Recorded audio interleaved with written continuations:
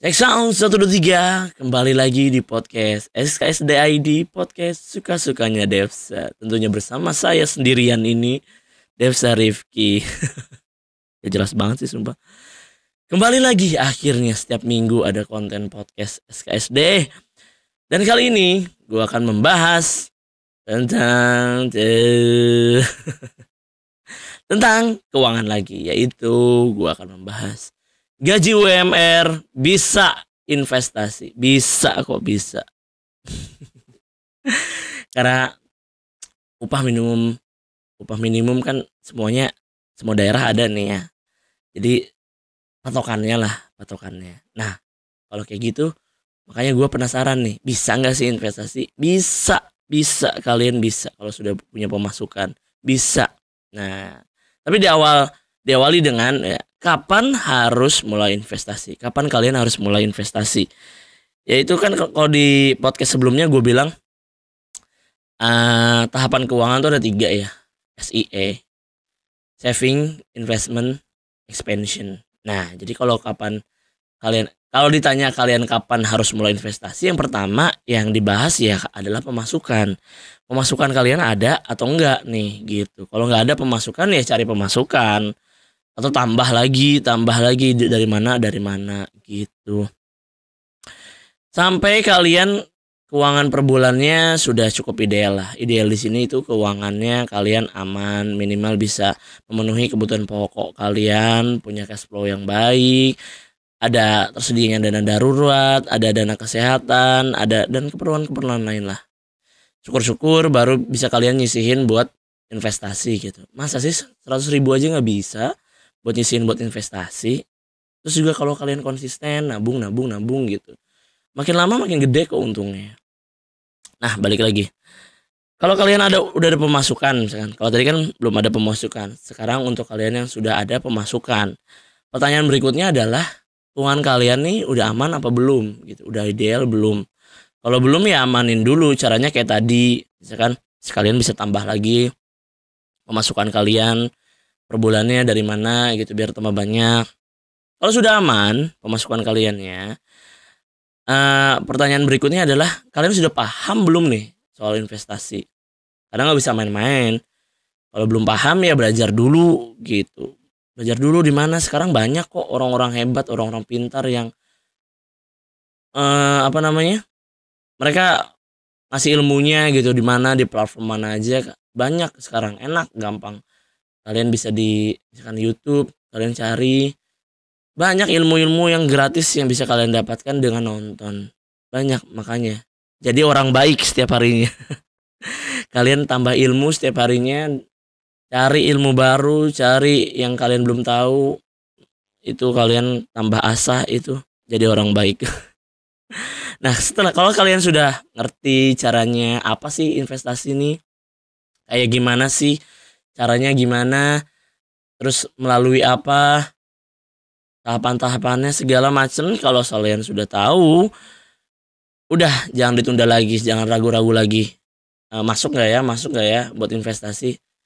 Gue mau investasi nggak ya? Langsung, jangan ditunda-tunda, langsung kalian investasi. Nah, kalau sudah bisa begitu, kalaupun kalian misalkan gaji UMR nih, balik lagi ke topik. Kalau kalian gaji upah minimum namanya juga, berarti kan untuk tinggal di suatu daerah tersebut kalian butuh uang segitu. Udah bisa hidup sebulan segitu, namanya upah minimum kan. Kalau menurut gue ya.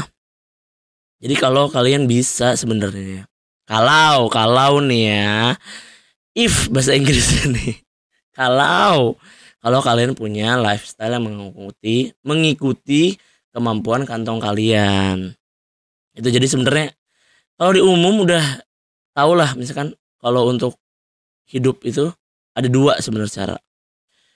1, kalian bisa tambah pemasukan per bulannya. Misalkan kalian sudah kerja, misalnya dapat UMR, kalian tambah lagi pemasukan kalian dari mana gitu. Jualan lah apa gitu. Itu 1.